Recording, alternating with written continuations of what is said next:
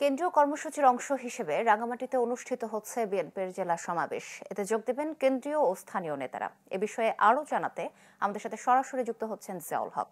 জিয়া,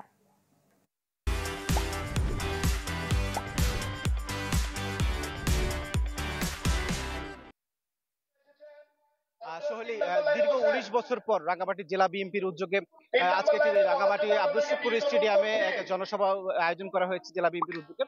এটি দ্রব্যমূল্য নিয়ন্ত্রণ, দ্রুত নির্বাচন এবং ফ্যাসিবাদী হাসিনার বিচার সহ নানা দাবিতে তারা এই সমাবেশের আয়োজন করা হয়েছে। আমাদের একজন এখানকার জেলা বিএনপি সাধারণ সম্পাদক রয়েছেন, আমরা তার সাথে একটু কথা বলতে চাই। যদি একটু আপনি আমার সাথে একটু কথা বললেন যে আপনাদের এই কি উপলক্ষে কি আরো কি কি দাবি আপনারা উপস্থাপন করছেন এবং কি কি দাবি নিয়ে আসলে ওই সমাবেশটি? ধন্যবাদ।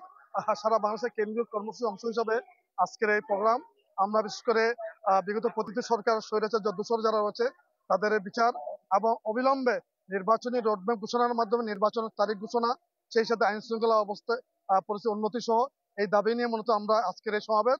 সেই সাথে বিএনপি আগামী দিনে কি করতে চায়, তারেক রহমান সাহেব যে ৩১ দফা রাষ্ট্র সংস্কারের কাঠামো কর্মসূচি দিয়েছেন, সেই কর্মসূচি আজকে এই পার্বত্য অঞ্চলে আমরা সকল জনগোষ্ঠী জানাতে চাই।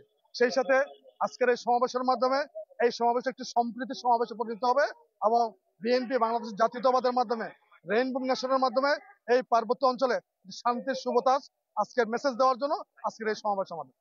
সমাবেশকে কেন্দ্র করে দেখলাম দূর দূরান্ত থেকে অনেক লোকজন আসছে। কত মানুষের সমাগম হবে বলে মনে করছেন এই সমাবেশ? আজকের এই সমাবেশে আমাদের যে টার্গেট ছিল, আমাদের চাওয়া ছিল প্রায় লক্ষাধিক লোকের। আমরা আশা করছি তার চেয়ে বেশি লোক জনসমাগম হবে, কারণ মানুষ দীর্ঘদিন পরে এই মাঠে প্রায় ৩২ বছর পরে আমরা একটি সমাবেশ করতে যাচ্ছি।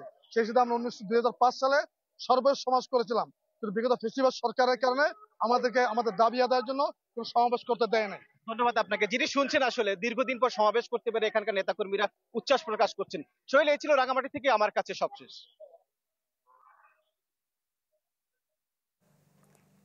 জিয়া, ধন্যবাদ আপনাকে। দর্শক, রাঙামাটিতে অনুষ্ঠিত বিএনপির জেলা সমাবেশ নিয়ে বিস্তারিত জানাচ্ছিলেন সহকর্মী জিয়াউল হক।